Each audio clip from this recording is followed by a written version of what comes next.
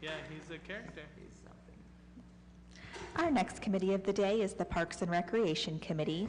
Those committee members are Lombardo, Mosley, Malik, Neal, and Connor. All committee members are present whenever you're ready, Mr. Chair. Well, thank you. I'd like to call the Parks and Rec Committee meeting to order. And first, we'd like the approval of the last Parks and Rec meeting minutes. So moved. Motion and a second. All in favor? All in favor? Aye. Opposed? And the minutes pass. Okay. We have two pieces coming before us. The first is an ordinance authorizing the Director of Public Service or his designee, after publicly advertising for bids, to enter into a contract or contracts for the renovation of the Ed Davis Community Center and declaring an emergency. We have our Director of Public Service, Mr. Lettle. Thank you, Mr. Chairman and members of committee. This is our construction legislation for the Ed Davis Community Center. I'd like to turn it over now to Michelle DeFiore, one of our engineers, and she has a little presentation on this piece and the next piece. She's been the one that's been involved in this from the beginning when we acquired the ARPA funds, so she will give you an explanation of both community centers. Great, thank you. Michelle. Thank you, Mr. Lettle. Thank you, Chairman Lombardo, members of the.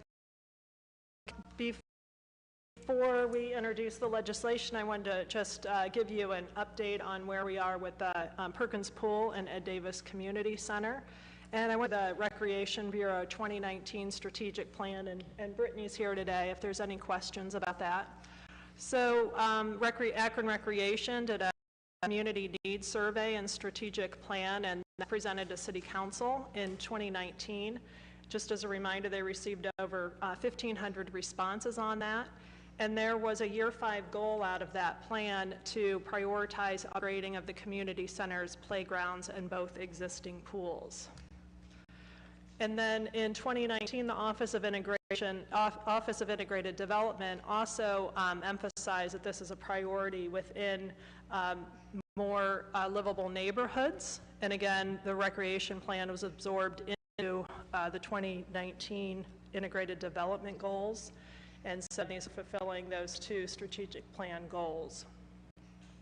I'm going to give you an update on both Ed Davis and Perkins Park Pool, and the date on here is the date for a public meeting that we're holding in a few weeks, so you can just ignore that date. So we've got the an image of the existing Perkins Park Pool. We launched a facility. Michelle, are you trying to screen share? It's not. I am. Sorry.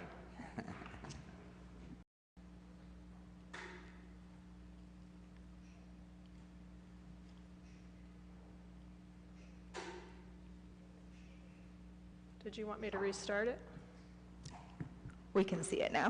Okay. Thanks.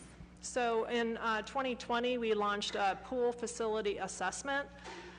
So we hired Branstetter Carroll, a pool architect, and we did some in-person events at the Summit Lake Farmers Market. We had some virtual reviews, and we had an online survey that had over 500 responses. What we heard at Perkins Park Pool was to upgrade the pool houses, increase security and staffing, install a zero-depth pool entry, develop new outdoor pools with play features, provide more seating, provide additional shade, provide additional lawn space, concessions. Obviously, the community was supportive of many of these improvements. So if we look at a site plan of Perkins Pool, we are looking at replacing some sidewalks connecting to the pool facility, and it would be a full replacement of the pool, and then renovation of the existing bathhouse. And we're going to be providing additional access to the lawn area. We're going to be providing some shade structures, as well as a zero entry pool area with some play features, as well as a 25-meter lap pool, a climbing wall, and a slide. So this is just an enlarged view of that area.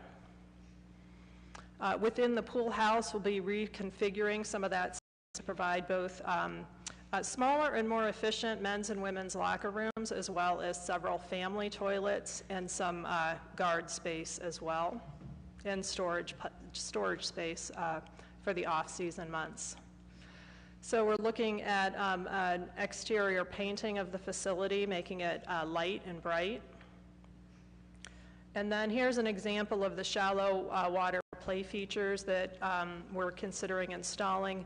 These are representative images and are not what Recreation has selected for the site, but you can see some of the splash pad type facilities are also being offered in the zero entry pool. And then we've got the lap lanes and a climbing wall in the main pool area, as well as a 15-foot slide area and some shade structures. For the Ed Davis Community Center, we also launched an assessment process in 2020. This was one of the 3 community centers that were considered in the worst condition based on an analysis from Building Maintenance, Capital Planning, and the Recreation Bureau. And we had a virtual engagement meeting for each center at the end of February 2021. These 2 slides give a spreadsheet representation of what we heard from the public. There were both posters installed at the community center, as well as the online meeting where the community asked for certain things. The items in yellow are physical improvements that they asked for consideration at the facility. So yellow is what's highlighted that we are able to accommodate. The blue are programming needs that they had asked. We have the potential to accommodate those if the Recreation Bureau find somebody to run that program or otherwise hold that type of program. If I could interrupt, just since we can't see that, just can you read a few yellow and a Sure. few blue?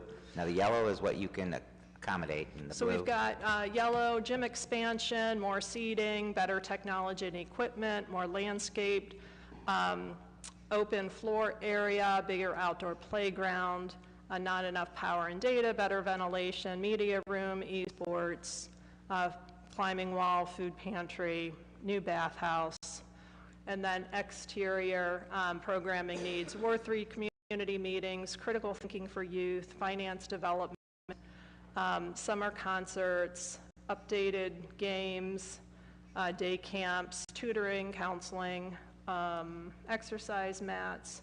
And then just an example of what is not highlighted here is a ping pong table and a pool table. You could certainly bring those items in if you take some other programs out. Outdoor soccer field, community garden, tennis, pool. So we're not putting a pool inside, but if we remember, the Perkins pool is right next door. So we've got the pool facility as well. And then there were some other items on the next slide as well. So this is an example of what the floor plan is like. We're keeping the existing floor plan for the community center. What we are doing is demoing the existing gym and reconstructing the gym. So it's currently an elementary size gym, and it will be a full-size gym. And the wall space on the outside will stay the same except for some changes to the front main entrance. And so there will also be a track on the upper level of the gym. And then there will be some more modern seating areas within. We're also opening up the rear wall to the park in Perkins Park. So we've got those large mature trees, and there will be windows out to the back. There'll be a renovated multi-purpose room, a new community room that could be used for art programming. And again, here's some images of the gym as well. We're going to be moving the playground to the front of the community center, and we're going to be asking the community at the public meeting to select preferences for what they'd like that playground to look like. If you're familiar with it now, it's off to the side, it's hidden, it's not visible by the recreation staff. It'll be more visible in the front, more accessible to the users. So we've got 2 renderings here for the Ed Davis Community Center. We're going to be taking these 2 images to the public for selection of a preferred color scheme. So this one is a little bit more traditional, more muted. We've got a pink brick that is inlaid with some blue bricks. It's a little bit hard to see here. That red and the pink and blue is right along the front entrance. And then the playground, this is just an example of the color scheme. We've not selected the color scheme for that front playground yet. And then off to the rear, and just some different imagery, we've got some translucent panels. It's going to allow some additional light into that gym, and as well as be much more visible at night when the lights are on in the gym as you're traveling along East Avenue. This is the blue rendering. So if we think about this, if I go back 2 images, if you look at that one on the right, you can see that red field off to the right.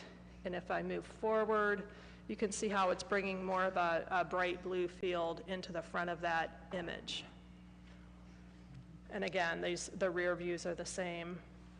And that is all I have. It's awesome. Thank you. I know a little bit about gyms. I don't know much about pools. So I heard you say the gymnasium was going from an elementary size gym to a regular gym. Does that mean a regular high school gym, which is regular is 84 feet?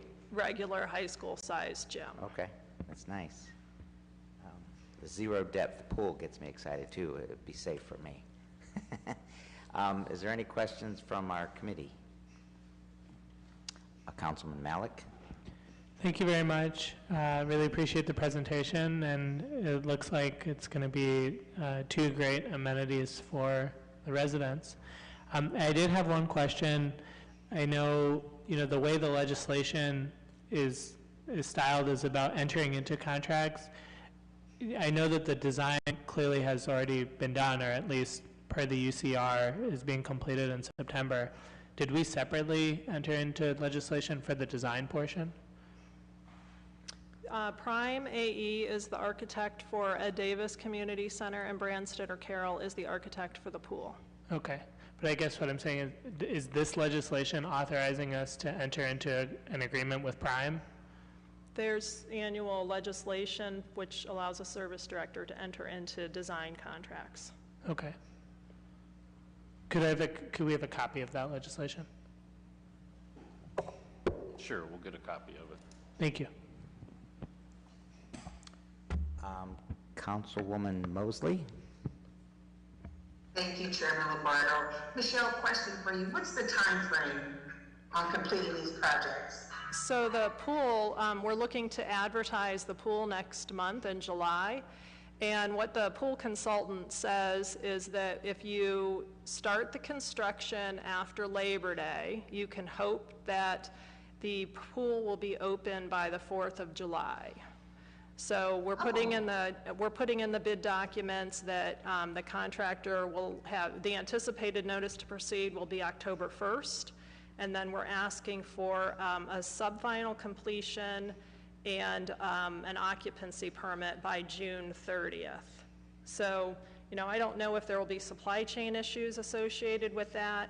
We might hear more as the contractor's bidding if he has questions, but that is the goal. That's my understanding of how many of the pools are built and renovated, I guess I'll say throughout Ohio. I don't know beyond that.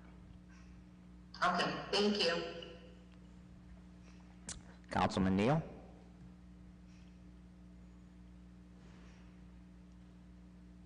Thank you, Mr. Chairman. I apologize if I missed part of this, my Wi-Fi kept going in and out.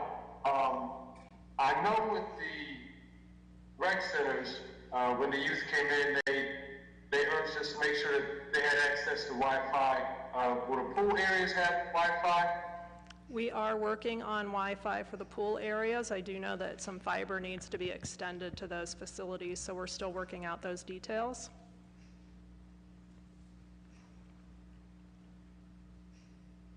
Okay, thank you. And just one other thing.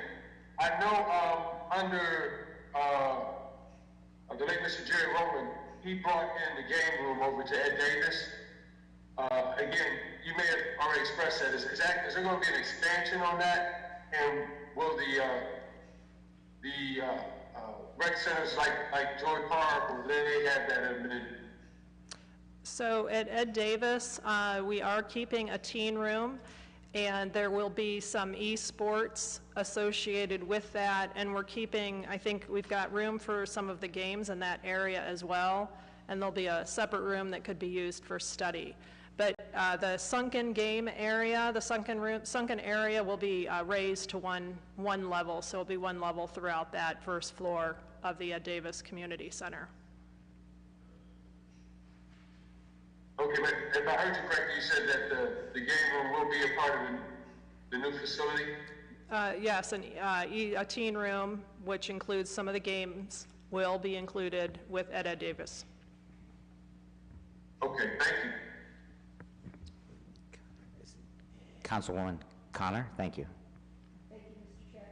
I just want to say, I really appreciate all the thought that went into this, having done a little work at Reservoir. I love the idea of the playground coming to the front. It has made all the difference in the cleanliness and care at our park, because you can keep an eye on things a little easier, and the into the pool is going to be remarkable. So thank you for all your due diligence. I can't wait to see it. We couldn't have done it without the comments from the residents. And outside of the committee members, Councilwoman Amobian.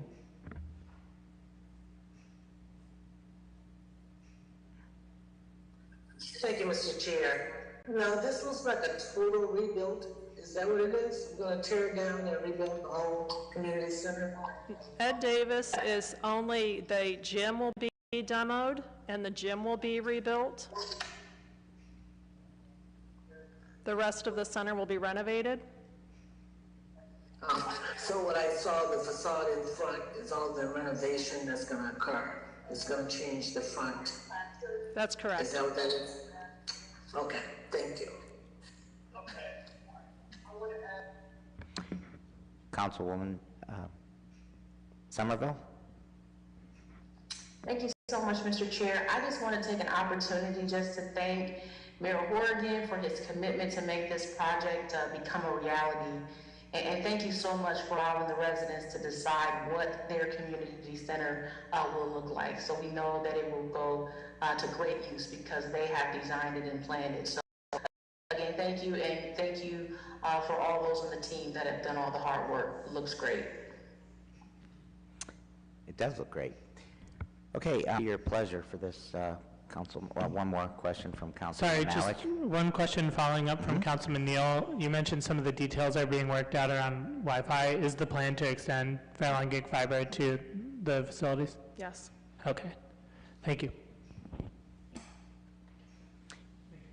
Sure.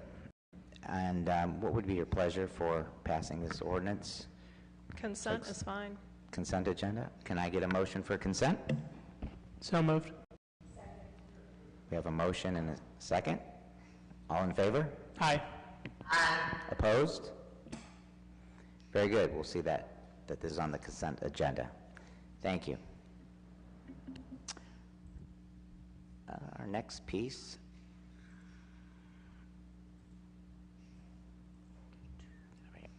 Okay, our next piece is an ordinance authorizing the Director of Public Service or his designee, after publicly advertising for bids, to enter into a contract or contracts for the construction of the Perkins Pool and Bathhouse Rehabilitation Project and declaring an emergency.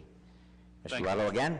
Thank you, Mr. Chairman and members of the committee. I think Michelle covered, we'll take any questions about the bathhouse if there's anything else that we can take questions on, but consent would be fine on this one also. Okay, thank you. I do have one question. It's probably a stupid question, but a lot of money here at stake, and as in the previous, does the city make like quarterly payments to the contractors? How does that work? I mean, obviously you don't pay them up front, and you don't pay them at the end, I'm sure. Well, there's draws. I mean, they submit their, as the construction goes on, and then obviously at the end we'll have retainage, so. Yeah. There's different draws as the progress progresses, yes. Okay. It doesn't necessarily mean on the quarter, it's just... No. Okay. Just wondering. Is there any questions from our committee members, Councilman Malik? Thank you, Mr. Chair, and thank you, Mr. Little. It sounds like there's a lot of consensus around the value of doing this. If we pass this by suspension of the rules, would it help in terms of the timing? No? I mean, we are finishing things up, getting the big documents. We just didn't want to wait, you know, till after the holiday. So, Okay. no, consent would be fine. Okay, thank you. Thank you.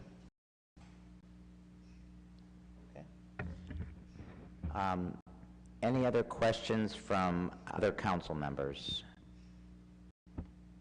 Okay, I'm not seeing any. So there is a motion on the floor, consent agenda. Yes, so moved. Okay, so motion and a second. Thank you. All in favor? Aye. Opposed? Very good. We'll consent agenda tonight too. So thank you very much, Michelle, Mr. Little. And if there's no other business coming before this body, our meeting.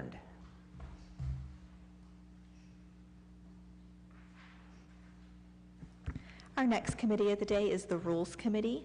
Those committee members are Freeman, Fusco, Amobian, Connor, and Malik. We do have all members present except for Councilman Freeman, so Councilman Fusco will be chairing today. Whenever you're ready, Mr. Chair.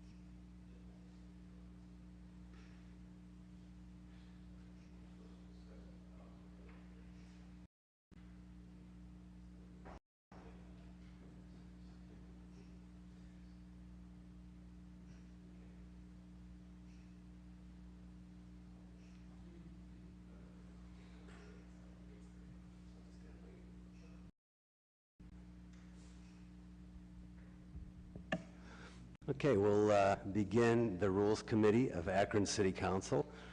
At this point, I'd like to ask for a roll call, please. Ms. Viviano? Freeman, Fusco, Amobian, Here. Connor, Malik. Here. All committee members are present except for Councilman Freeman. Very good, thank you. We do have an item that is up for public hearing, correct? Yes, the first item that's up for a public hearing, and I apologize, maybe flying here without a net.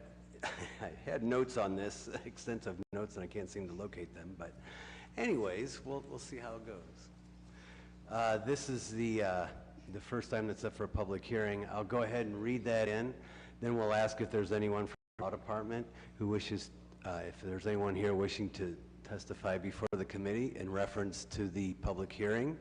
Afterwards, we'll open up discussion from the committee and or council.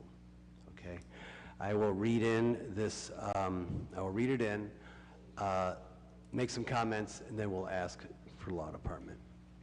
Okay, item number one, and I don't know if we have anything on the regular agenda. Do we? see, It's the same item, Mr. Chair. that was the, right, the advertising. Yep. Thank you. So the item that's going to be up for a public hearing this afternoon is the ordinance amending and/or supplementing Title III, Administration, Chapter 30, Mayor and Council, Section 30.11, limits on non-cash monetary and in-kind contributions and loans. Section 30.12, limits on cash contributions to increase contribution limits for mayoral and council candidates and declaring an emergency. So, ask for forgiveness here. Would the sponsor like to make any? I think the sponsor would. That's me. So I will make some comments. This is every 2 years our charter permits us to review our campaign finance ordinance and to adjust accordingly. This particular item here is requesting an adjustment for the, and again, forgive me here, I'm just, don't have my notes with me, but moving the request from $750 to $1,000 for a mayoral and or a council at large representative, those individuals who would be running citywide, and then for the ward council representatives from $500 to $750. Also, item number C, no candidate for mayor at large council or council ward shall accept or solicit as a monetary check, money order, credit card, or in-kind campaign contribution or loan more than $2,500 from any political party and or political action committee. That's new. And then they're reassigning the balance by adding item number C, which is in fact new. I would also ask council to look at one of the attachments.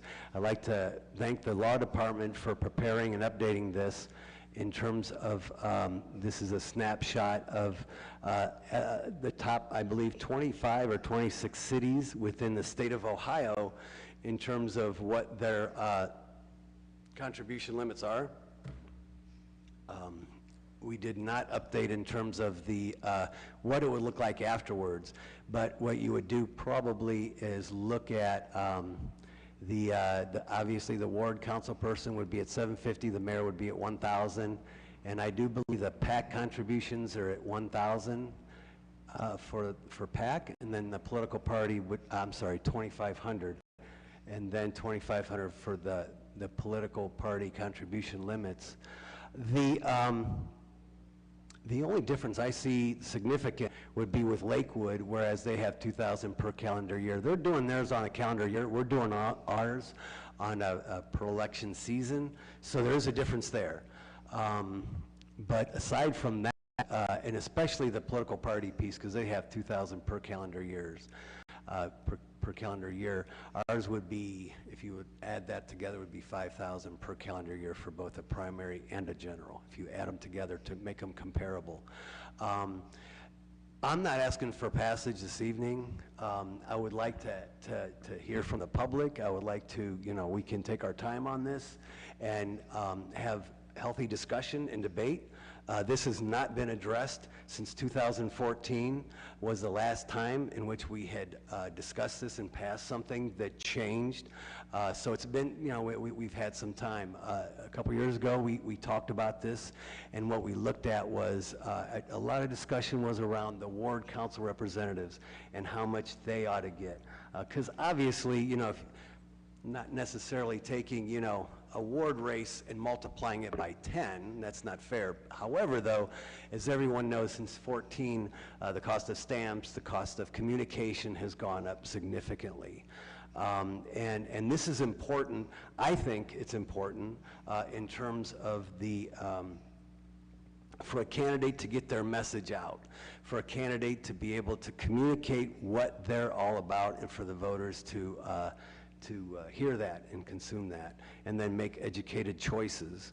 With that, again, not asking for passage today, more than happy to have some discussion and debate on it and go from there. But I think it's time for council to have this discussion. Again, it's been about 8 years or so, I believe, since we've last voted on increasing this. So with that, did anyone sign up for? No one signed up to join virtually, Mr. Chair. Okay.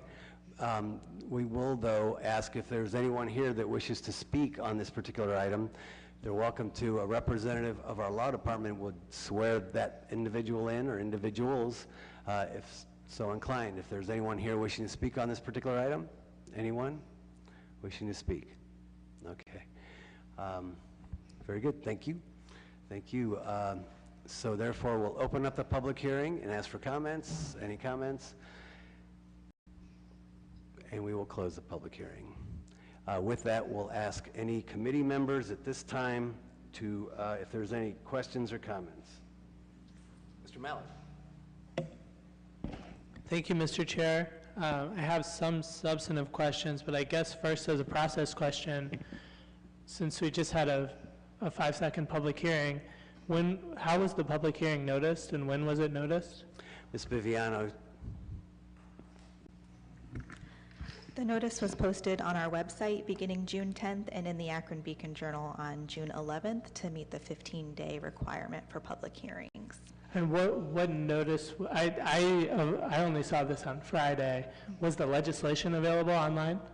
I did not have the legislation at the time of the notice. So what was the notice was just a paragraph stating that there was going to be consideration of legislation? Correct. So similar to the planning and economic development public hearings, the notice explains when the public hearing will take place, how they can sign up to join virtually, or that they can come in council chambers. Sure. And when was the legislation available to the public?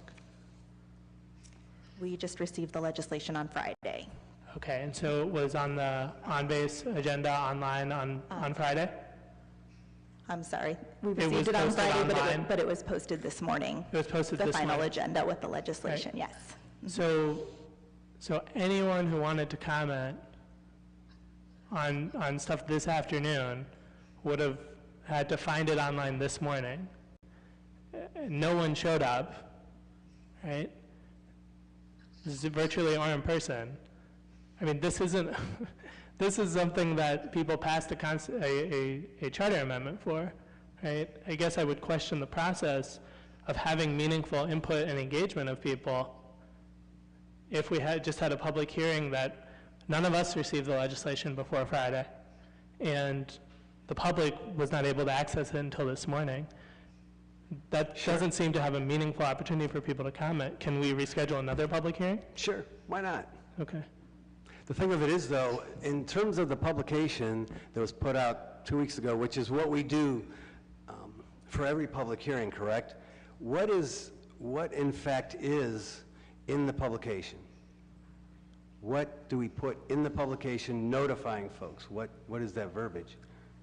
Sure, so it would include the information about when the public hearing will be held, the title clause of the legislation, and then how to join the meeting, whether they want to come here in chambers or to meet, to join virtually.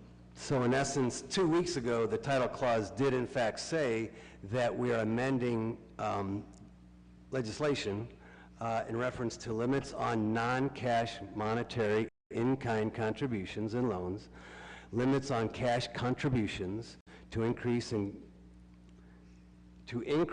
correct?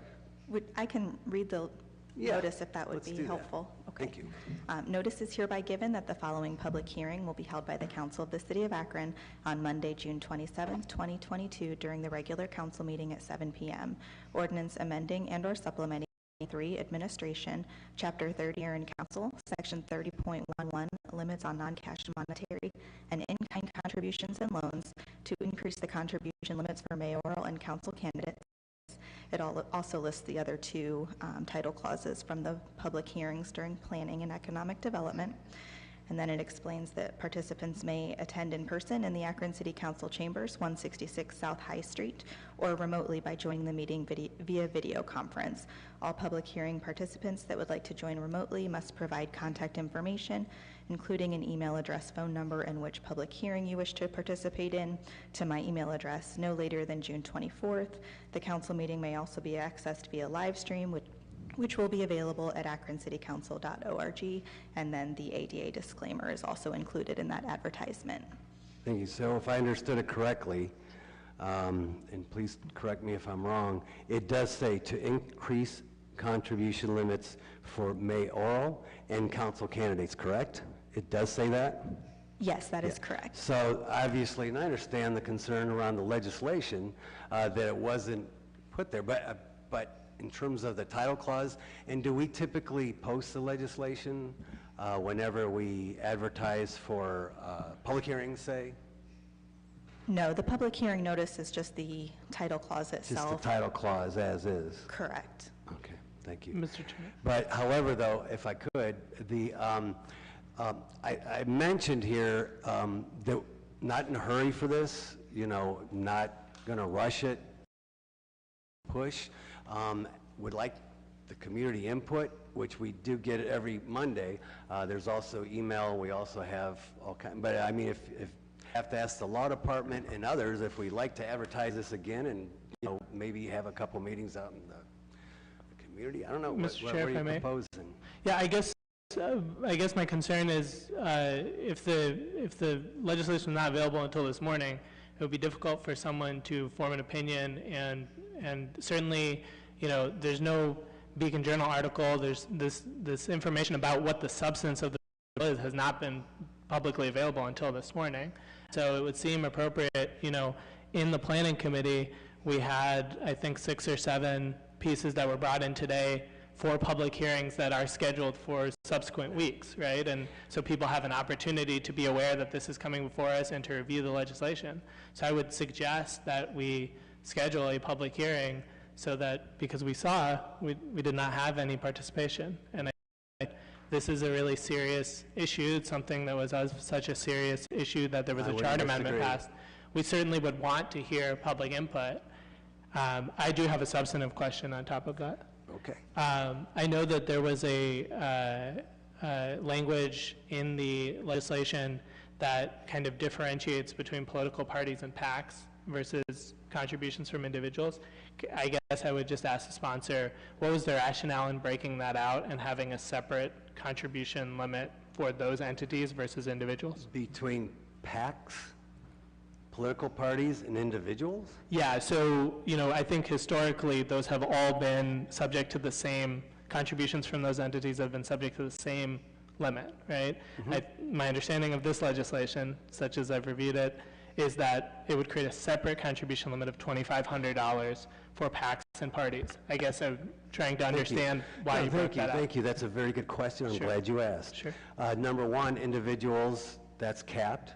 Number two, for PACs, oftentimes what happens is people join a PAC because they trust that PAC to support candidates because they can't afford to make a considerable donation. Oftentimes, labor organizations, et cetera, they will contribute to individuals.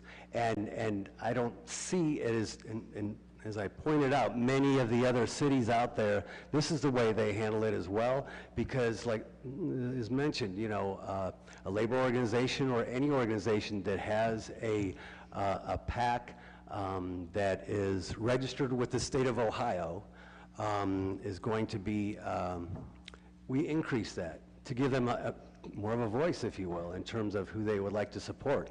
And in terms of parties, I think that's only fair.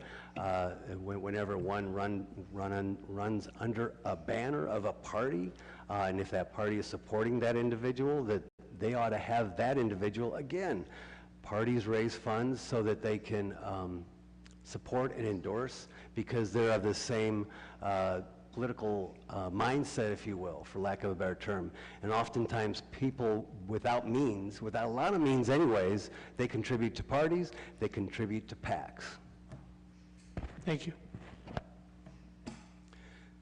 This is, in terms of rescheduling another hearing, Ms. Biviano, do you have any thoughts on that? I would need to consult with the law department to see what I would need to do for that. Okay, that's fair, thank you. We'll do that. We'll consult with the law department in terms of having another public hearing on this. Again, I'm not in a hurry on this, and I'm sure we may find out tonight. Some folks are thinking in terms of some of these numbers, and I have no problem whatsoever. Again, this has not been addressed since, for the last 8 years. So I think it's time, and I think costs have gone up. And I think it's totally transparent in terms of whenever we file our campaign finance reports with the Board of Elections, as well as with the clerk of council, that it's all out there. Everyone knows exactly who donates, where they live, where they work. We're about as transparent as we can be. Also, I think it's important too to notice that out of the 26 cities, we are pretty much the lowest today. And if we would pass it as is, we would remain the lowest in the state of Ohio. So with that, any other questions or comments? Mr. Malik. I did have one question. Ms. Viviano, when you were reading what was posted in the notice, were people required to reach out to you requesting participation by the 24th? Not requesting legislation. If they wanted to join virtually, we ask them to let us know by Friday so that I can get them the Zoom link prior to the day of the meeting. Thank you very much. Further questions or comments? Yeah, yes. Can you hear me? Yes, Ms. Amobian. Mr. Chair? Please. Can you hear me, Mr. Chair? Yes, thank you. Yeah. I think most of my concerns and issues were the same as Councilman Mallett's. I mean, the people went through a major referendum to be voted on years ago. And I think what they were trying to do is, as I recall, trying to make it fair and possible for the average citizen to run for these offices and not to make it so difficult and out of the range of the average person to run, because, you know, average citizens should be able to engage in public service. Now, with regard to campaigns, I think we all know by now, especially those of us who have run several campaigns, that you need as much money as you need to get your message out. And that could be through any channel. And there's so many different ways that people do it now, whether you need additional money or just access to social media, whatever you decide to do to get your platform and your message out. But the reality is that the more we raise the money, the limits on how much we can raise, the more difficult it is for the average person to get engaged in this process.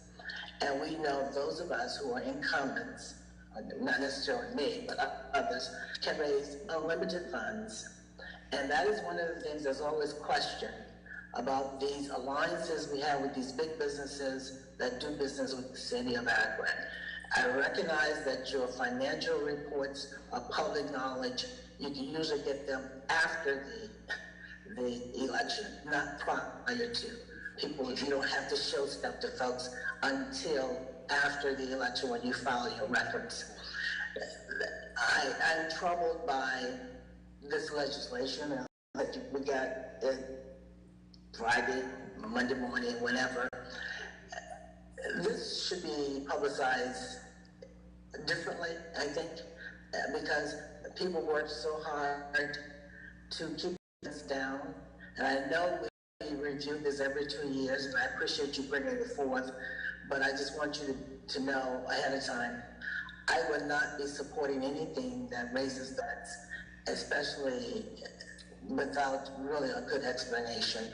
And for me, the fact that other cities are able to raise more money, they have always been able to raise more money, even when these limits were put in place. So I just wanted to make sure that we make sure that the public is aware of what's going on down here, that they have an opportunity to give their input And if this hearing can be rescheduled and not consider this to be the first hearing, that would be awesome. And I think then we truly would be transparent to the citizens of Akron.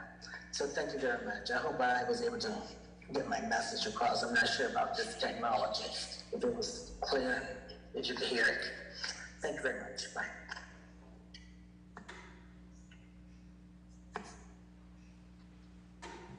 President Somerville. Thank you so much, Mr. Chair. I just wanted to make the comment that, again, this body has an opportunity to do better than what we would normally do by just posting for a public hearing. Again, we did what we would do for any public hearing, but we have an opportunity to be really intentional about pulling together some conversations around campaign finance limits, so we can do that. And I think we should do more than just reposting something in the Beacon Journal. So that is just my opinion on that. I do want to say that I am definitely in support of having this conversation again. Our chair has already shared with us, we have made no adjustments and changes in 8 years. We talk about wanting to run a race that's fair and possible. With costs rising the way that they are, we need to look at these limits and make some adjustments. Just as you see, everything else is increasing. I'm a business owner. I hate to be able to increase prices, but it's the reality. Things cost more money today. And so again, we haven't looked at this since 2014, and I just want to thank the chair for bringing it forth so that we can have this conversation. Thank you. Ms. Mosley?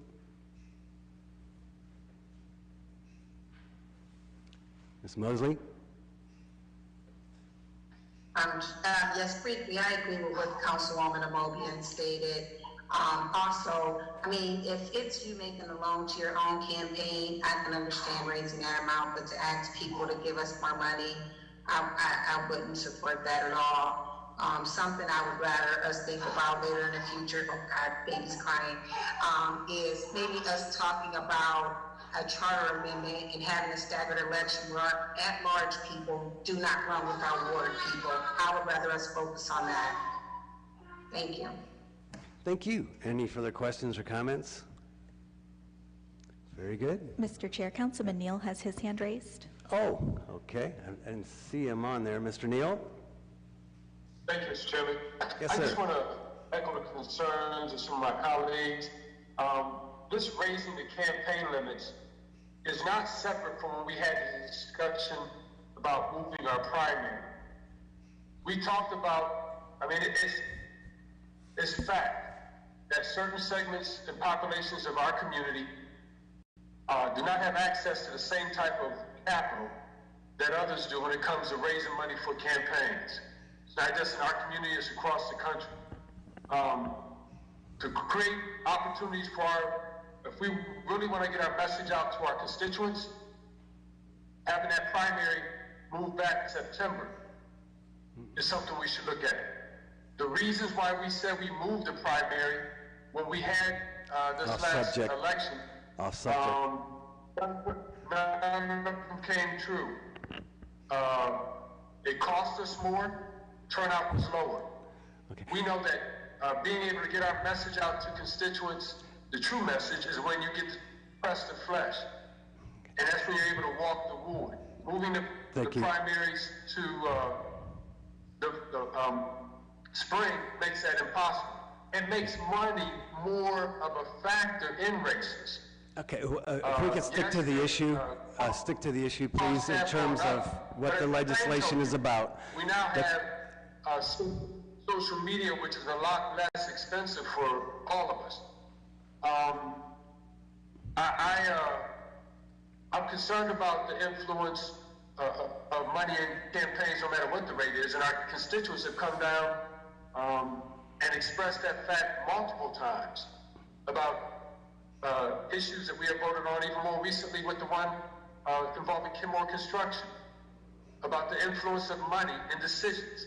And so I hope we do create an opportunity to have citizens' input and to look at how the campaign contributions, if we really want to give opportunity to get our message out and have the citizens hear messages from the candidates, looking at the impact of the primary, moving that primary on our races as well.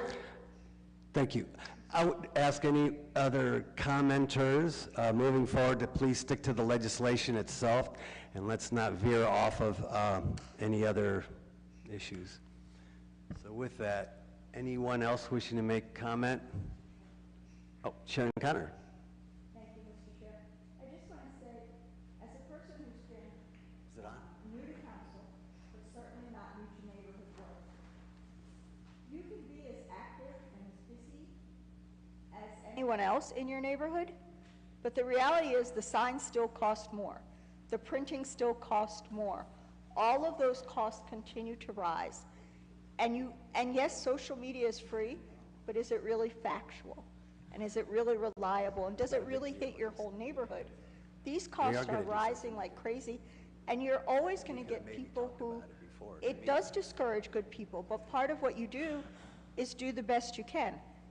But no matter how well known and how many streets you walk and how many people you talk to, it is still a process that requires signs, literature, phone calls, handouts, palm cards, and those costs are rising.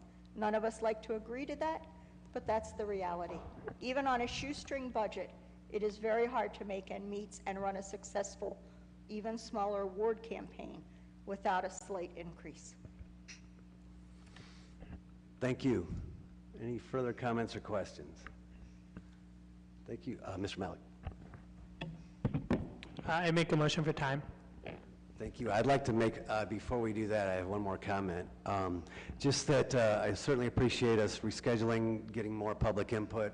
We do have the after council comment period as well. But welcome, absolutely welcome comment from folks. I think it's important, though, to also point out again that this is, in fact, we are transparent in terms of who donates, how much they donate. We're just basically saying what that limit is going to be, okay? Because before an election, I'd like to underline before and highlight with a yellow marker, before an election, what happens is that we file with the clerk of council, and we also file with the Board of Elections. All that information is available to the public before an election. The last 10 days or so, obviously, that's very difficult for a treasurer to be able to handle, but it's, I believe, usually 10 days before an election, all this information is supplied to the clerk as well as the roughly that amount of days. But that information is made available to the public before an election. That's important to note. Again, I was just bringing this up so that we can have this conversation, and so individuals out there can weigh in and provide their commentary. So I appreciate that and look forward to hearing from the public. Thank you. We do have a motion on the floor to refer. Is there a second? I'll second. All those in favor of referring signify by saying aye. Aye. Aye. Thank you. The next item is a resolution approving and confirming the appointment of Eric B. Reynolds for a term expiring August 1st, 2023, and Stephanie Leonardi for a term expiring August 1st, 2024 to the City Akron Public Art Commission. Yes, hi. No. Hello. We are looking to make two appointments to the Public Arts Commission. I believe you all received the resumes with the packet. We have a current opening on the commission that expires August 1st of 2023. We're looking to put Eric Reynolds into that role. And then we're going to have an expiring commissioner at the August of 2022. So we're looking to put Stephanie Leonardi in that role that will expire in 24, 2-year roles.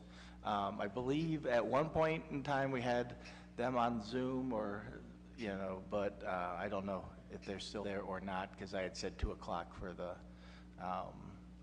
committee meeting. So I don't know if they still, is anyone, that we do? Do we have anyone?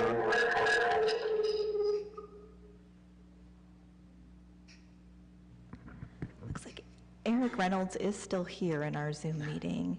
Oh, there we are. You wanted to say hi? Eric, and introduce yourself. Yes. Maybe on mute. Zoom. Yeah, he's on mute. Sorry, greetings everyone. Greetings President Somerville and members of the council. I appreciate your time and consideration for this. Wanted to introduce myself real quick, Eric Reynolds. Grew up in the Akron area, came back to the area about 6 years ago, and looking forward to making a commitment, looking forward to pulling back, reaching back, pulling forward. Currently I'm a member of Leadership Akron as well. Class of 37, a resilient class, so greetings to everyone. Thank you. Thank you for signing up and volunteering, and looking forward to hearing from you. Thank you. Is that anyone else, Ms. Vivianos? I think that's what we have, yep. Okay, very good. Is there any questions from any committee members at this time? Council members? Is consent agenda okay, or do you want? Yeah, that'd be fine. Is there a time?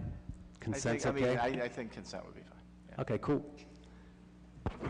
Motion for, Mr. Chair, I'm sorry, Councilwoman Amobian has her hand raised. Oh, I'm sorry. Ms. Amobian, I see, is her hands up. Thank you, Mr. Chair. I gotta tell you, this technology is challenging at times. Now, Mr. Reynolds, what did you say about your leadership Akron class?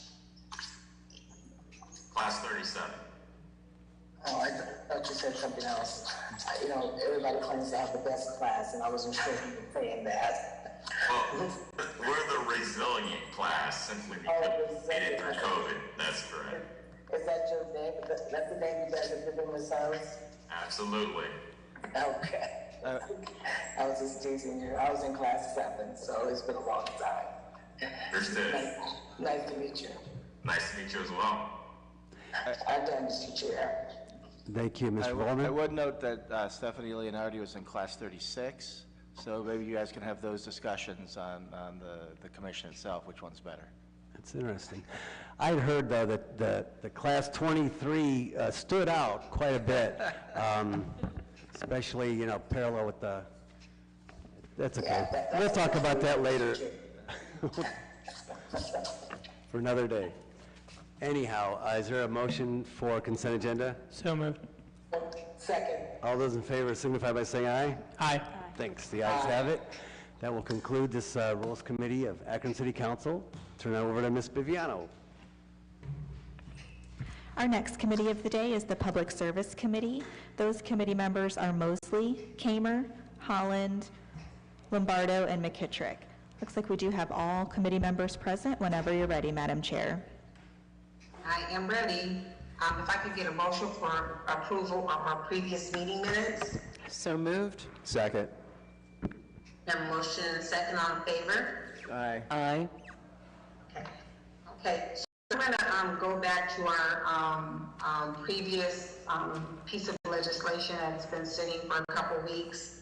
The ordinance amending and supplementing Title IX, Chapter 95, littering, Section 95.99, penalty of Akron codified ordinances in order to increase the criminal sanction for littering in the city of Akron and declaring an emergency. I have Captain Dave Loughlin on here. So Dave is going to touch on some of the questions that were brought forth by Councilman Mallett. Captain Loughlin also is a board member of Keep Akron Beautiful. So Dave, take it away. Good afternoon, everybody. I appreciate you inviting me. I've been kind of passionate about the overall cleanliness and health of our city from that perspective for a while. So back in 2010, we ran a warrant sweep, and I just noticed, you know, just some of Lake area was my area as a sergeant. Just noticed the, you know, the dilapidated homes, the trash, the graffiti, the tires, overgrown grass, just everything that affects quality of life issues for our citizens. And I embarked on putting together a group to do something about it. So we tracked crime from the beginning, and actually through our efforts, we did the same total a year later. and we were able to reduce crime between our partnerships within the city, within the county, within that area, and other groups by just looking at quality of life issues. It's I guess a fixing broken windows concept, that if an area is kept up, people also participate in that effort also, and it has a direct impact on crime, and we have the statistics and data that support that. So it's just a venture that was in 2010, and just something I'm passionate about since then. Fast forward 2 years ago, was put on the board of Keep Akron Beautiful, and I meet with our director regularly, and we are struggling right now to keep the city clean. We struggle with getting people to serve their community service. We rely on volunteers and limited staff that we have, but one of our focuses right now is actually partnership with police and Keep Akron Beautiful. Some of our businesses, it could be the Dollar Generals, it could be the mom and pops, the gas stations, otherwise, that don't maintain their trash receptacles, and the trash blows throughout the neighborhoods. And it just does not make an inviting community. Doesn't people want to participate in keeping a clean and healthy and vibrant Akron? So we're partnering with them in that venture, where we're partnering one of our NRT officers to go with someone from Keep Akron Beautiful, their cleanup crew coordinator, to the businesses, giving them information on what their responsibilities are. Keep Akron Beautiful is giving them pickers and other supplies to kind of help encourage them to do that. And then we follow back up a few weeks later to see if they have complied, and if not, then we will summons them for the litter violation. We worked with Prosecutor Craig Morgan on this, and he is supportive of our efforts. And that's just one piece. Businesses that lets trash blow throughout our community, and for them, we need something that that has a little sting to it, that makes them want to be a little more mindful of taking care of their property. Another issue that we have is just illegal dumping in general. There's vacant properties oftentimes in areas where not a lot of residents. Right now we have one off Samuel by the golf course. It's a city-owned piece of property that was leased out, I think, to a gas company. And some of the blocking was moved, and the amount of trash that's back there right now, it's going to take the city bringing those big packers that they use for leaf pickup just to get some of the big stuff. And then, they're going in there with volunteers. It's going to take thousands of dollars just in dump fees alone, not including any labor to clean those up. And, those are just some of the things that that we're saddled with as police, as a city government, and Keep Akron Beautiful. The city and all of you are generously investing in our community, trying to build up our neighborhood between great streets and other initiatives. And, if we can't keep our city clean, it doesn't send, in my mind, the right message. And, it just invites, in my mind also, and from the data that I've developed, criminal activity. We're just trying to find a way to get people to be more responsible. And as I mentioned to Ms. Mosley, that the community service portion is the one that as much as anything that intrigues me the most.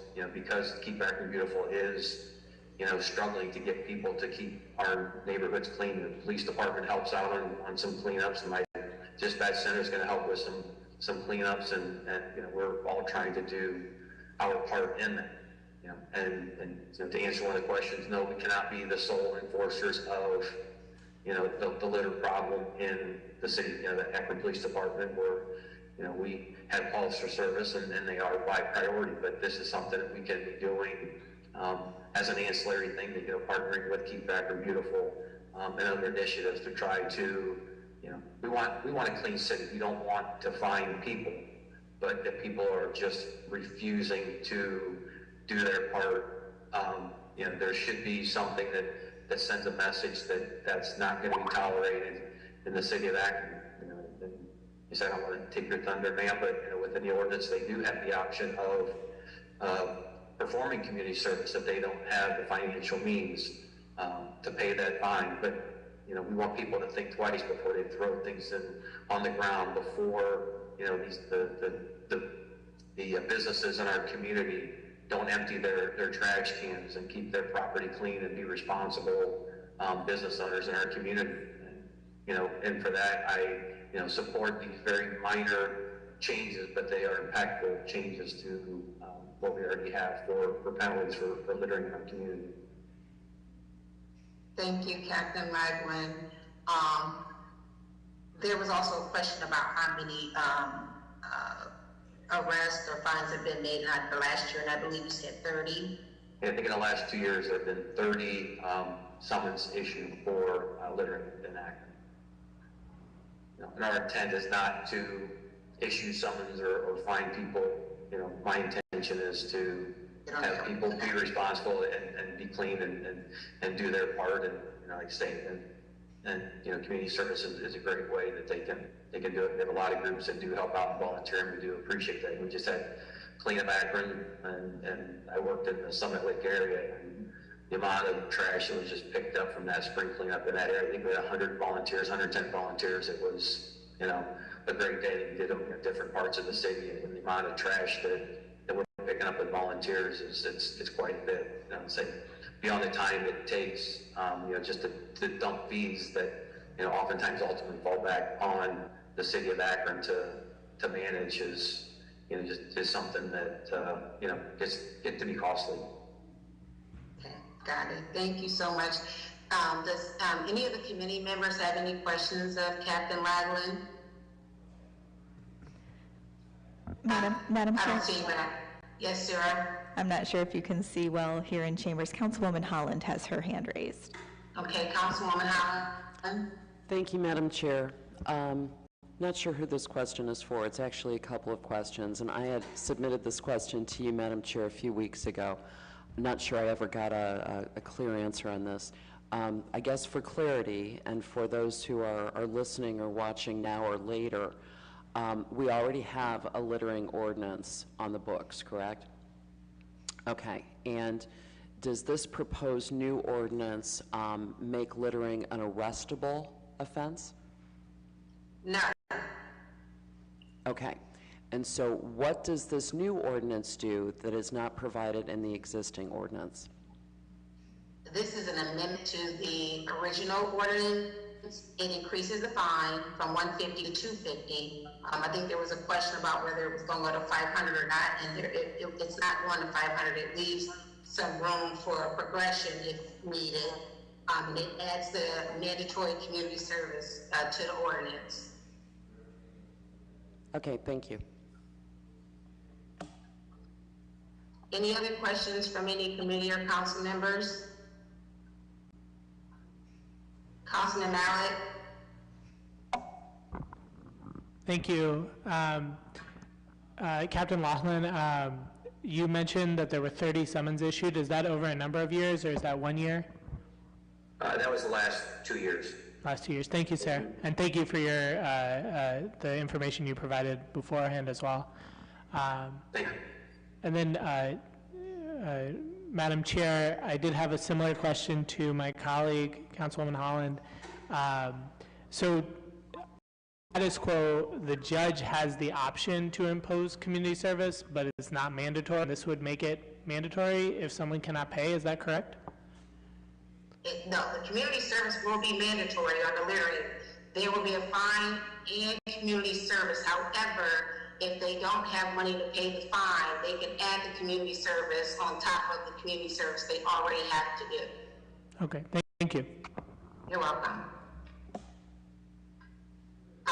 Well, I appreciate you, Captain Ragland, and Sarah, I want to make sure that you add Councilman Kamer to this because he requested to be added as a co-sponsor, and I would like to move this forward.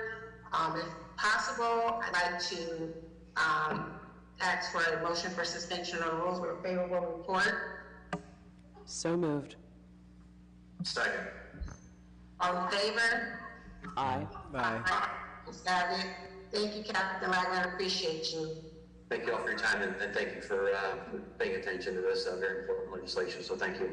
Absolutely. Have a good day, everybody. And you the same. On to our new legislation. Second. Our first piece is an ordinance determining to proceed with the improvement of Riverview Road between the termini of 1460 linear feet north of the southern property line of PTS of lot 3, 4, 5, 6, 7, 8, 67, 75, 76, 77, public purpose and the Northern Corporation limit. Merriman Road between the termini of Portage Path and Riverview Road, Akron Peninsula Road between the termini of Portage Trail Extension and West Stills Corners Road, Smith Road between the termini of Riverview Road and San Rowan Road, Portage Trail Extension between the termini of Akron Peninsula Road and Northampton Road, and North Portage Path between the termini of Merriman Road and Portage Path Extension by resurfacing and declaring an emergency. Mr. Little? Thank you, Madam Chairman, members of committee. Yes, all those segments of road you just spelled out there. It's about 7 miles of resurfacing in the valley. We did send out notices to all the property owners. We had no one object, so there was no hearing needed through the Assessment Equalization Board. So with this, this is the notice to proceed with the improvements. The timing on this is we are going to bid this in the next 4 to 6 weeks. Our goal is to get Smith Road Hill done this year, and if weather permitted, more of those segments. But most likely, most of these segments of road will be done in the spring when the asphalt plants open up. This is an ODOT funded project, but we did the local participation. We will bid this, the city of Akron will bid it, we will award it, and then we will inspect this resurfacing. So with that, I would like to suspend the rules so we can get this project moving, please. Okay. Any questions from committee members?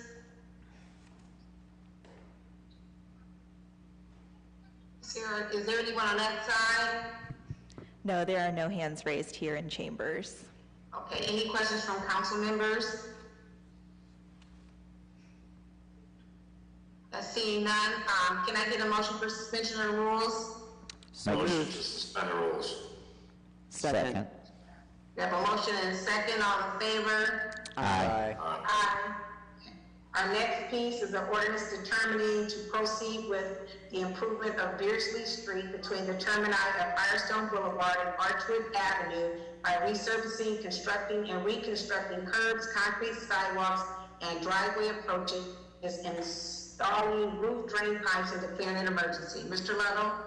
Thank you, Madam Chairman. This is another construction project. We did send out notices. We had no objections from the budding property owners, so there was no hearing to be held. This is about 800 feet of reconstruction of Beardsley Avenue that's adjacent to the new Garfield High School. We would like to get this project moving, so I would respectfully ask to suspend the rules. Okay. Question from Councilman Kamer. Thank you, Madam Chair. I just want to thank the city for moving forward with this. If any of my colleagues haven't been by the new Garfield CLC, it's a wonderful building. It looks really, really good. It's moving along good, and I think this just will make the surrounding area look better. So thank you, Chris, to you and everybody involved. Thanks. Any other questions from committee or council members? I'm seeing none. Can I get a motion for suspension of the rules? I'd like to make a motion for suspension of the rules. Second. Have a motion and a second. All in favor? Aye. Aye. Okay, the ayes have it. Next piece is an ordinance levying special assessments for the improvement of US 224 between the termini of Kelly Avenue and Gilbert Avenue by resurfacing and declaring an emergency. Mr. Little? Thank you, Madam Chairman and members of committee. This was about 2 miles of 224 that was resurfaced last year. Now that the project is completed, The estimates are now, we've created the bills for the property owners, and with this legislation, again, respectfully suspend the rules so we can get these invoices out to the property owners. They can pay it in full, which a lot do that, but then some will put it on their property tax. They will pay that over 5 years, and that the timing with the Summit County tax is the reason why we suspend the rules. And there again, if we have property owners on homestead, they do not pay this assessment. They are relieved of that if they're on homestead. Thank you. Okay. Any questions from committee or council members? Seeing none, can I get a motion for suspension of the rules? So moved. Second. I have a motion and a second. All in favor? Aye. Aye. Our next piece is ordinance levying special assessments for the improvement of Waterloo Road between the termini of Glenmont Avenue and Kelly Avenue by resurfacing and declaring an emergency. Mr. Lettle? Thank you, Madam Chairman. This is another resurfacing project. It was an ODOT project last year. This section you just read in from Glenmont to Kelly is about half. This is a 3.5 mile stretch. It started at Manchester Road, so that's the next piece. There again, we would respectfully ask for suspension of rules so we could send out these notices for the resurfacing of last year. Any questions from committee or council members? Seeing none, can I get a motion for suspension of the rules? I'd like to make a motion for suspension of the rules. Second. I have a motion and a second. All in favor? Aye. Ayes have it. Next piece is ordinance levying special assessments for the improvement of Waterloo Road between the termini of Manchester Road and Glenmont Avenue by resurfacing and declaring an emergency. Mr. Lettle? Thank you, Madam Chairman and members of the committee. This is the other half of the 3.5 miles of Waterloo Road with the same explanation, and respectfully ask to suspend the rules. Okay. Any questions from committee or council members? Seeing none, can I have a motion for suspension of the rules? Motion to suspend the rules. Second. We have a motion and a second. All in favor? Aye. Aye.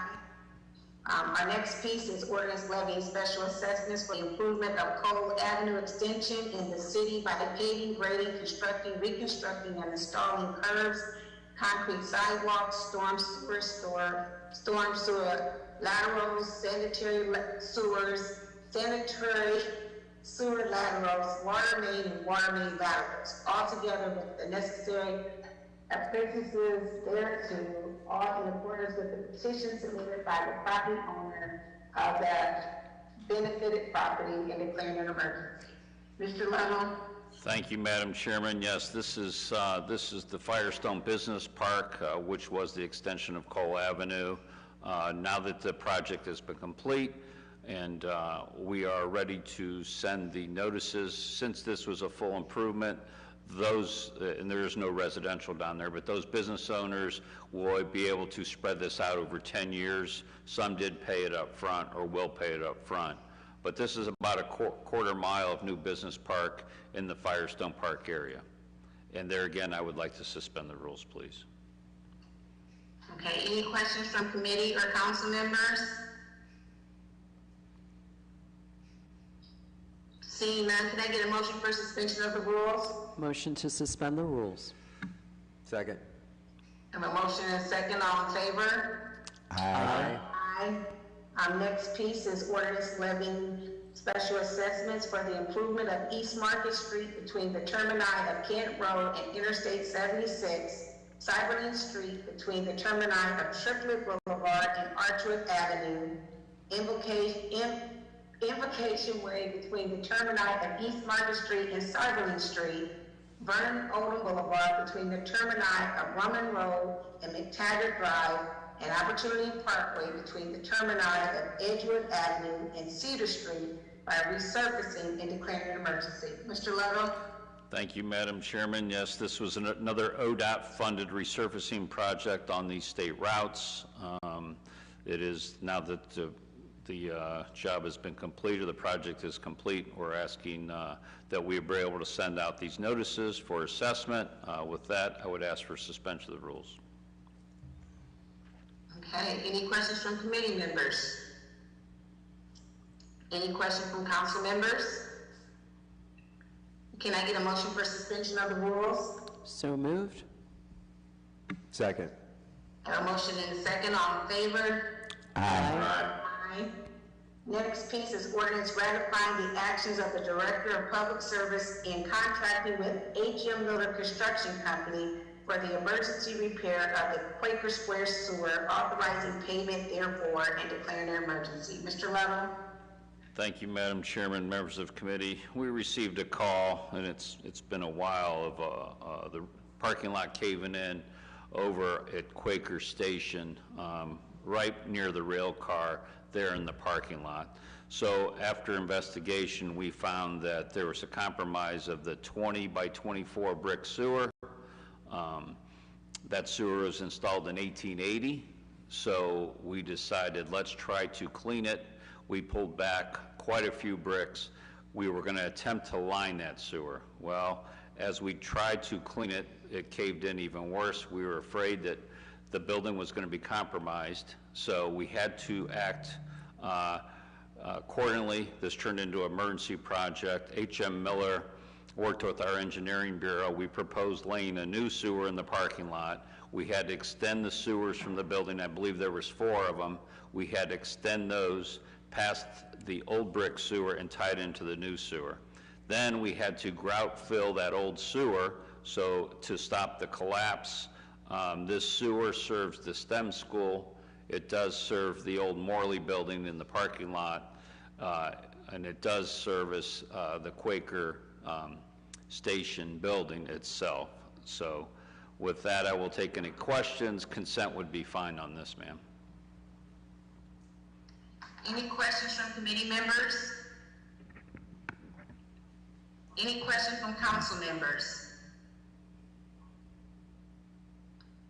Seeing none, can I get a motion for consent? Motion for consent. Second. I have a motion and a second. All in favor? Aye. Last piece is an ordinance authorizing the Director of Public Service or his designee to apply for and, if awarded, enter into a grant agreement with the Ohio Department of Transportation, ODOT, for the rehabilitation of the runway in identifier lights and rails and taxiways R1 and R2 at the Akron Fulton Airport and declaring an emergency. Mr. Lovell?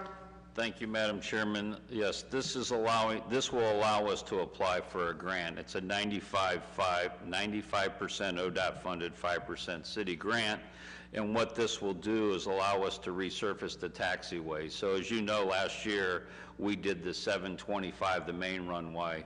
This is the adjacent runway, the taxiway just north of that. It's about a mile long. That'll resurface that runway, and then also, as you said, we have to upgrade the runway lights at the end. There are flashing lights. As the planes approach the end of the runway, it warns them. So those need to be upgraded too. So that's what this is for, to allow us to apply for that grant. Consent would be fine. Any questions from committee members? Any questions from council members? Can I get a motion for consent? Motion for consent. Second. We have a motion and a second. All in favor? Aye. Aye. Ayes have it. We have nothing else coming before us. We are adjourned. Our next committee today is the Health and Social Services Committee. Those committee members are Amobian, Freeman, Baylor, Neal, and Holland. I'll give committee members a moment to connect to video.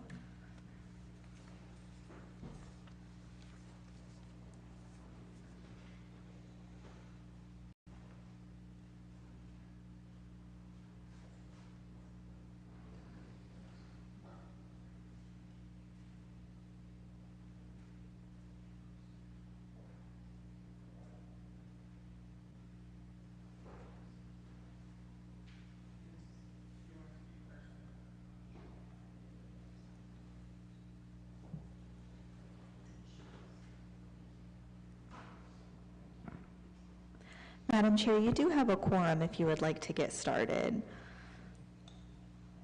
Okay, I'd like to call the Health and Social Service Committee to order. May I have a motion to accept the minutes from the last meeting, please? So moved.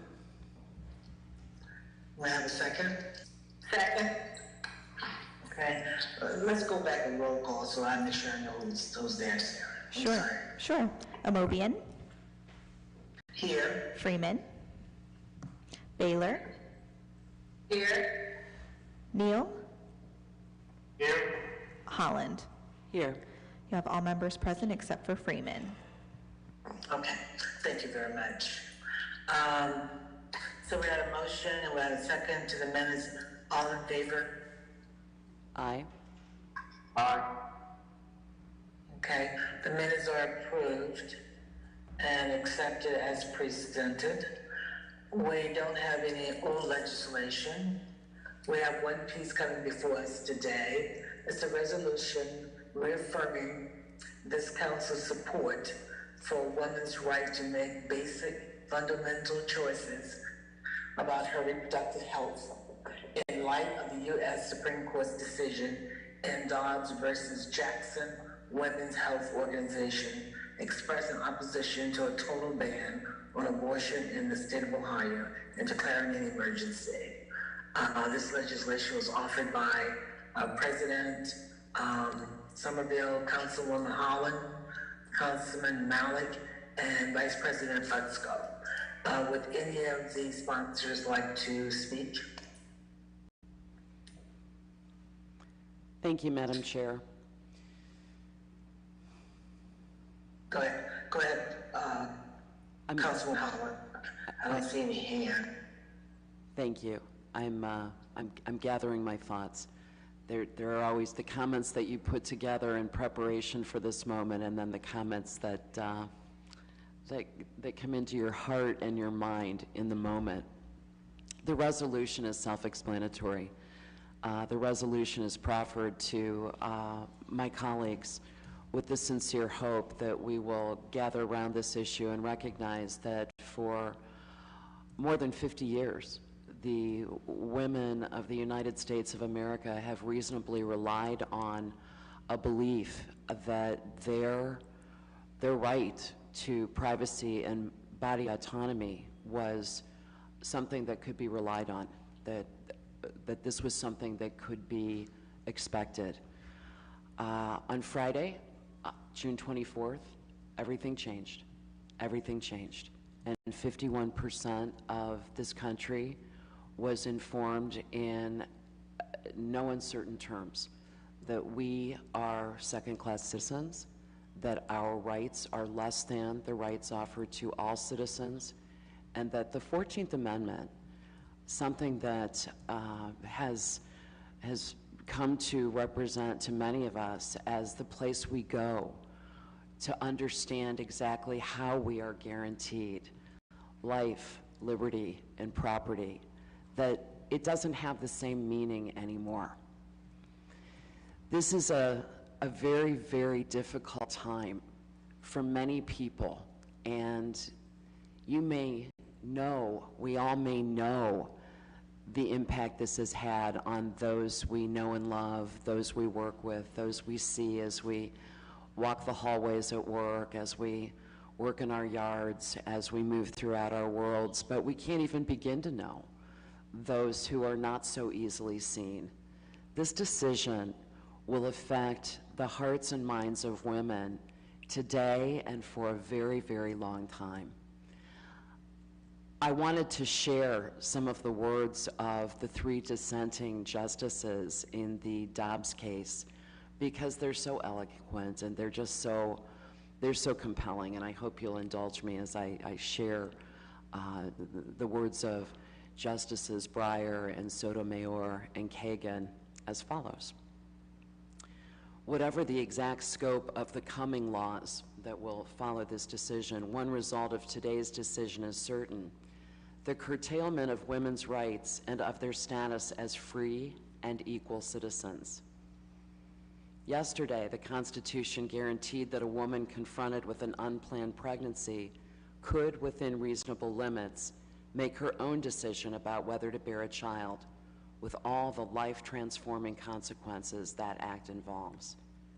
And in thus safeguarding each woman's reproductive freedom, the Constitution also protected the ability of women to participate equally in this nation's economic and social life.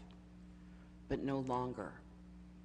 As of today, this court holds a state can always force a woman to give birth, prohibiting even the earliest abortions.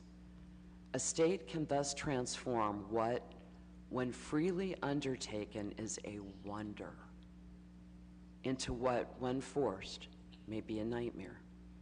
Some women, especially women of means, will find ways around the state's assertion of power. Others, those without money or child care or the ability to take time off work, will not be so fortunate.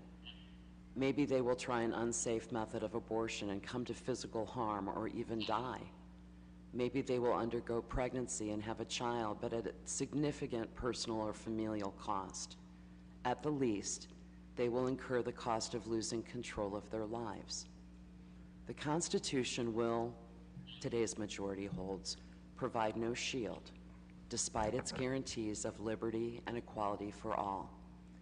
And no one should be confident that this majority is done with its work.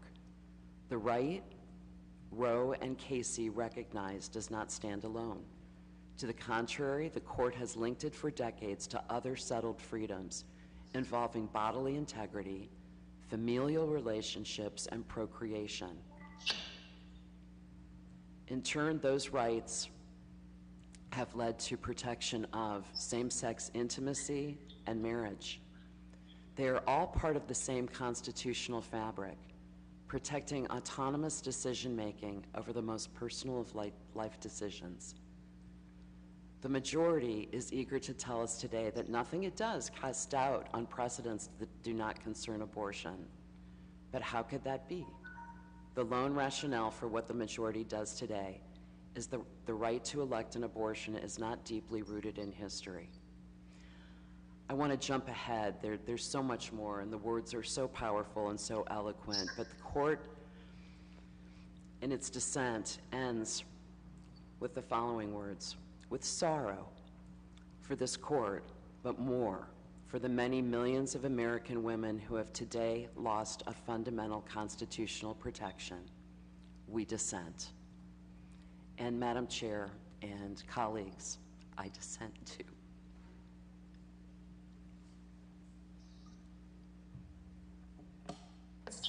Thank you, Councilwoman Holland. Are there other sponsors who would like to address this? Madam Chair, I'm not sure if you can see. Councilman Malik has his hand raised. Please, Councilman Malik. Thank you, Madam Chair. There's not a whole lot to say that my colleague has not said. It's clear how much real harm this decision is going to wrought in the lives of women across the country. You know, in many cases, there are not going to be exceptions for deadly situations in which women could die as a result of not being permitted to have abortion care. In many cases, including the fetal heartbeat bill that is currently in place in the state of Ohio, a woman who is pregnant as a result of rape or incest,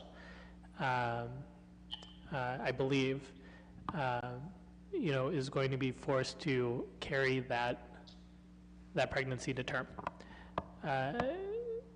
That's real harm in the lives of people, real people, our neighbors, our friends, our colleagues, our coworkers.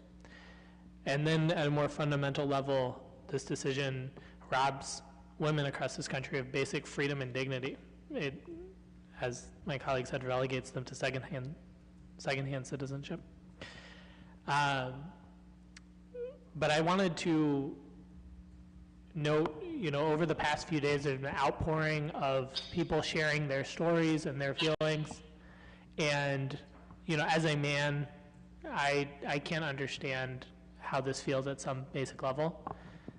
but there is an element, the thought that I have is confusion of who would look at the women of this country and think that these folks should not have the ability to make fundamental decisions about how to use their body. It's such a lack of trust. It's such a lack of, it's so condescending, this idea that any woman should not be able to direct how her body functions. And then the final point, you know, this decision is several days old, but what can we do? You know, we've seen many companies that have decided to provide funds for their employees who are going to have to travel to other states where abortion is legal. I think, you know, as a city, we should consider whether we can put forward such a program. In addition, there have been dozens of elected prosecutors across the country, including in Columbus, who have pledged to use their own prosecutorial discretion not to prosecute abortion laws. We have a abortion clinic here in Summit County. I think that it's worth asking our county prosecutor to look into whether similar use of prosecutorial discretion is appropriate and is feasible. I'm sure there will be many other things that we can consider in the days and weeks and months to come.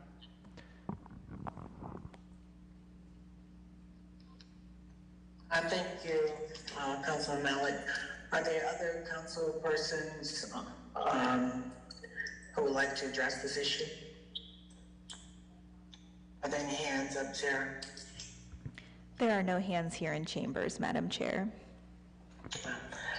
I certainly would like to, for us to consider mayor and council as a whole, but I don't think that's going to fly. I know there are some council persons who are opposed to this kind of thing. So this is what I would like to do. I'd like to have my name added if it's okay. And I would like us to consider a motion and suspend the rules to pass this evening. Is there a person wanting to make a motion for passage with suspension of the rules?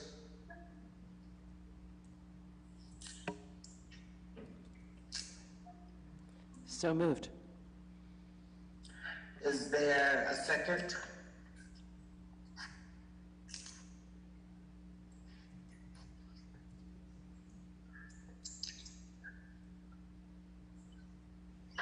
Is moved by, is that Councilwoman Holland? Yes, the motion was by Councilwoman Holland. Is there a second to pass this with suspension of the rules? Second. It's been moved and seconded. All in favor, roll call. Sharon, please. Amobian. Aye. Baylor.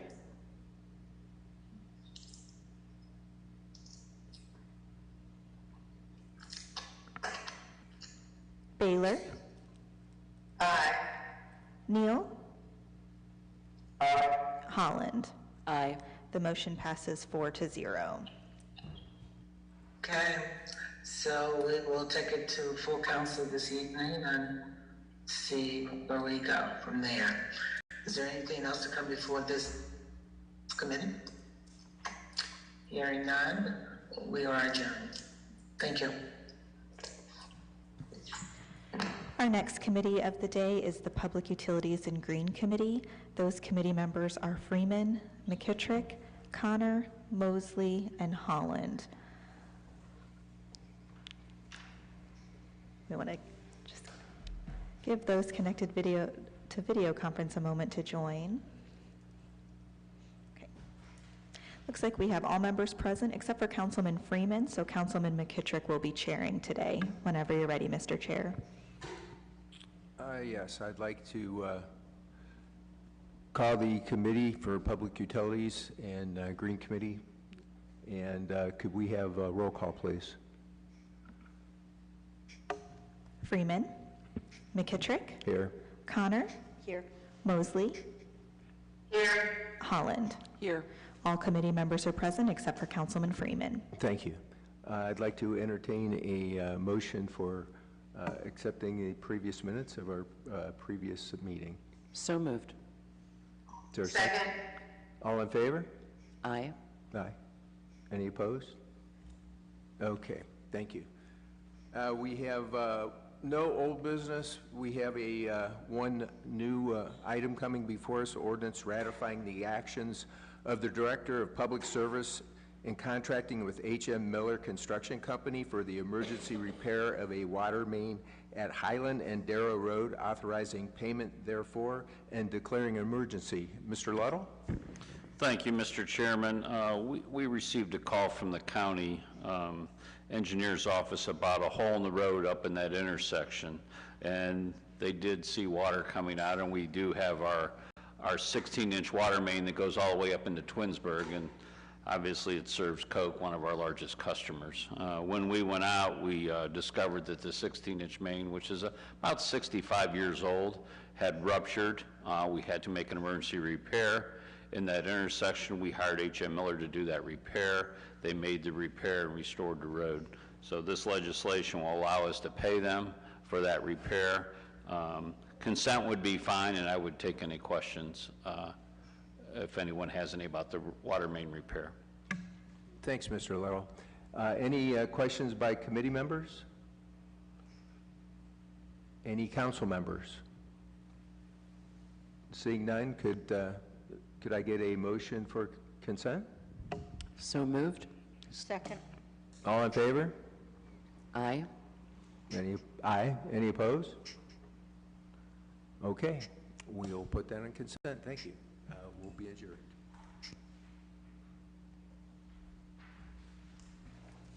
Our final committee meeting of the day is the Budget and Finance Committee meeting. Those committee members are Freeman, Amobian, Malik, Baylor, and Lombardo. Councilman Freeman is absent, so Councilwoman Amobian will be chairing today. Whenever you're ready, Madam Chair.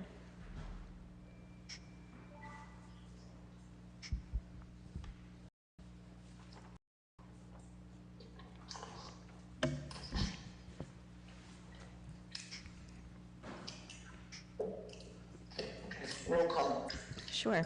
Freeman, Amobian. Here. Malik. Here. Baylor. Here. Lombardo. Aye. All committee members are present except for Councilman Freeman. Okay. May I have a motion to accept the minutes from the previous meeting, please? So moved. Second. Second. Is there a second? Second. It's been moved and properly second. All in favor? Aye. Aye. Aye. Okay. And don't think we have anything pending on old legislation, do we, Sarah? Correct. You just have one item on new legislation. Yeah.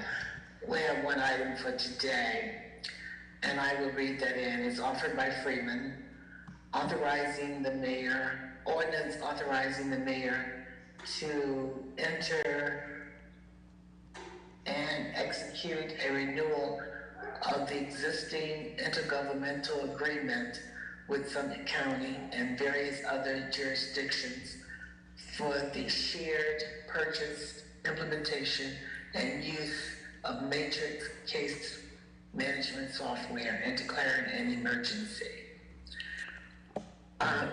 Who is there to address this?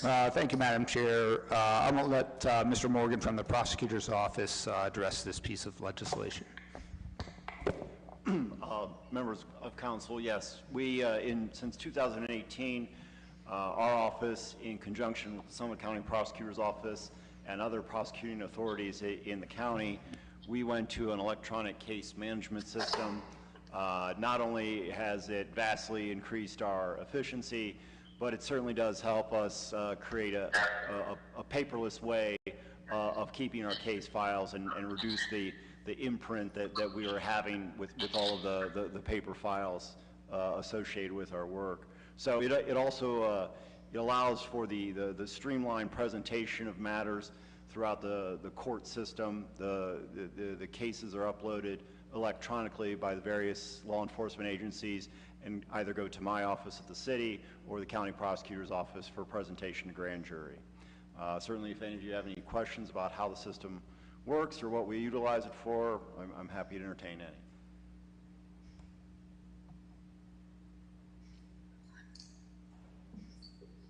Now, this is the same case management system that the municipal court staff, Montrella Jackson, came in and requested as well, is it? That might be a different operating system. This is more towards, well, I tell you what, they do have a function. There is a probation, a matrix probation function, so it's certainly something that they can be involved in, yes. Okay. What questions are there? Are there council members of the committee who have questions? Yes. Madam Chair, Councilman Malik has his hand raised. Councilman Malik, please go forward. Thank you, Madam Chair, and thank you, Prosecutor Morgan. 2 questions. First, I believe there's an extension, this additional 5-year term. Is there additional cost as against the last 5-year term? Mr. Fricker, maybe? My understanding is it is the same cost. I think we could check on that, but it's, so it's, right now it's $66,240 a year. Okay, and that's what the UCR has for the next 5 years, so yes. Okay.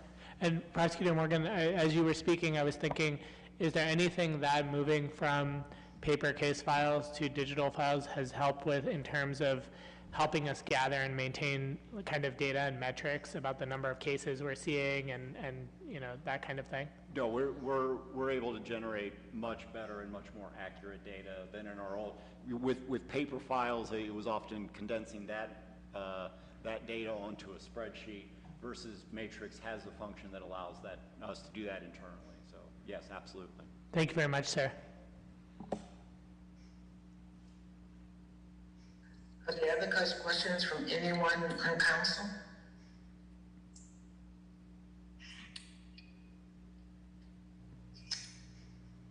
No hands here? No hands here in chambers, Madam Chair. Okay.